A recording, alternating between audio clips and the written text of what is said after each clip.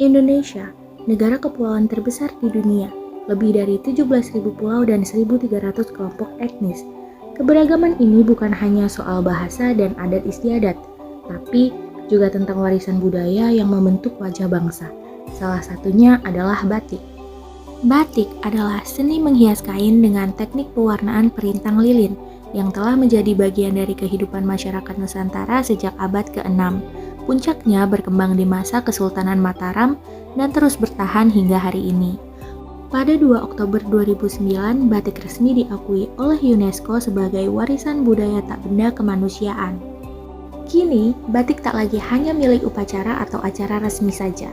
Batik hidup dan bertransformasi. Ia hadir di atas panggung musik, di balik kamera video klip, dan bahkan di festival musik anak muda. Dan semua ini tak lepas dari peran para musisi Indonesia.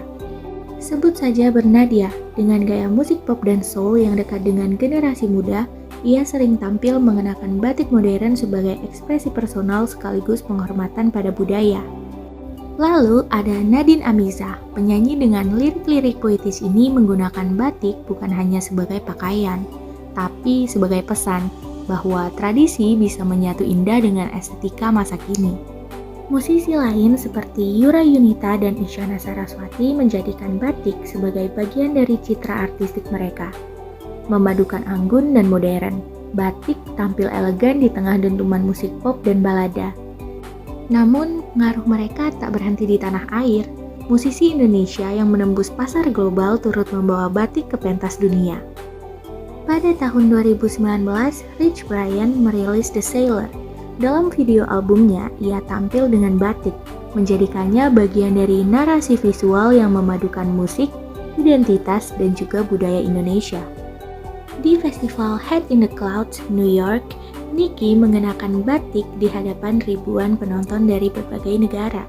Sebuah statement visual bahwa batik tak hanya lokal, tapi juga global. Bahkan grup musik pop seperti Nona menggunakan batik dalam video musik mereka. Batik menjadi bagian dari estetika visual yang resonan dengan budaya pop dunia. Apa yang dilakukan oleh para musisi ini sejatinya adalah bentuk diplomasi budaya.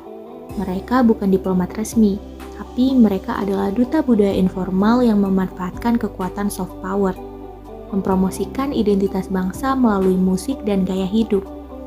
Kini batik kembali bersinar di kalangan muda, bukan karena paksaan, tapi karena adanya inspirasi.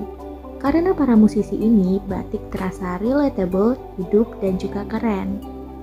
Di tangan generasi muda dan suara para musisi, batik tidak hanya dikenang.